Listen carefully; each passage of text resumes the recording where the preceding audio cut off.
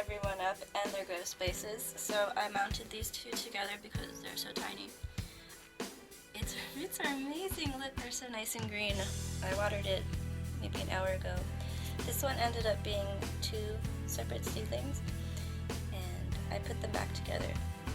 Below this is just like two clay ceramides pebbles under each one to keep in the water, but also to make it airy. I've never tried this before, so I'll let you know if it works. I have been keeping these two in here. This was originally where I had this one and then that little bolophyllum, but it's too moist in here for these two, and they would just stay wet for days on end. But because these ones are like this, these two are bare rooted. Actually, there's three are bare rooted, and then this one's bare rooted. I decided to keep them all in here. I put a tab on the back. It's also the same way that I have over here. It has the tab, and I just hang stuff from the outside. Remember my eBay orchid? This one. So, if you can see, he's plumped up a lot. The pseudobulbs are fatter than what they were before. And I think he's happy in this environment. I kept the Tolumnia in its original pot because it's growing out in a weird way, and I really don't want to touch the roots. I just strung a little wire through the back and the sides, and then hung it on the inside of my little terrarium so it's not touching anyone and it's getting all the moisture I can possibly give it.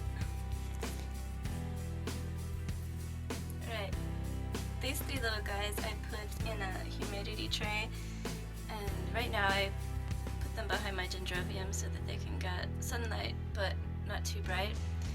At night I put them right here on the heat mat.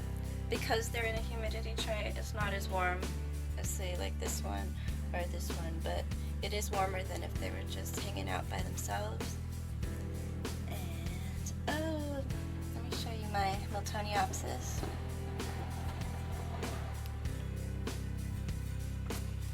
He is growing lots of new roots.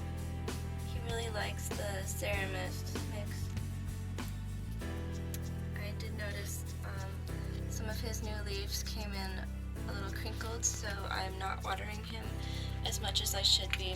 He has another leaf that's turning yellow, and I think it's because it's an old leaf. But I need to keep an eye on it. He has lots of new roots coming in and going down, so I'm happy.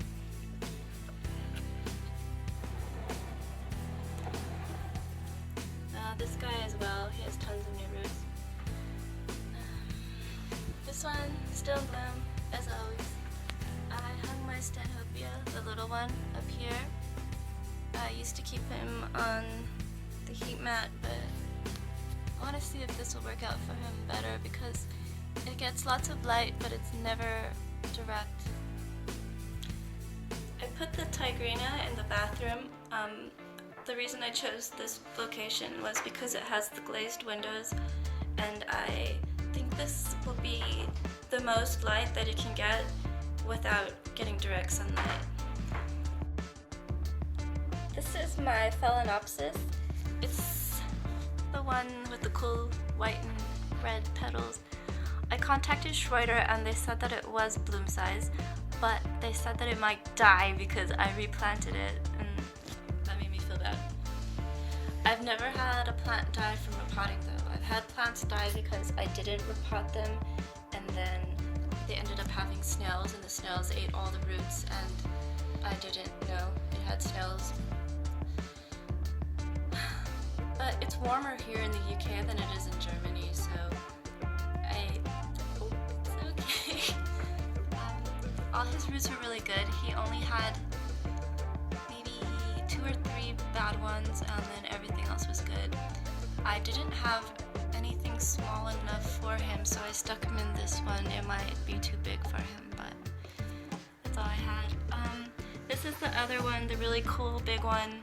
I did not divide it. I just say I'm gonna divide stuff and then I don't. It has really thin, transparent, brittle roots. They almost look like the roots that you see in those water culture pictures.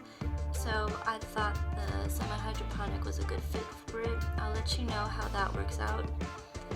I like this plant a lot. I didn't realize how much I was gonna like him. He's really cool.